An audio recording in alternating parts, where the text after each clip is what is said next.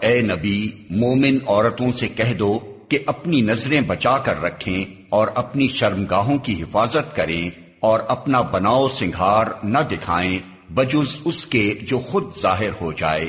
اور اپنے سینوں پر اپنی اوڑھنیوں کے آنچل ڈالے رہیں۔ وہ اپنا بناؤ سنگھار نہ ظاہر کریں مگر ان لوگوں کے سامنے شوہر، باپ، شوہروں کے باپ، اپنے بیٹے، شوہروں کے بیٹے، بھائی، بھائیوں کے بیٹے، بہنوں کے بیٹے،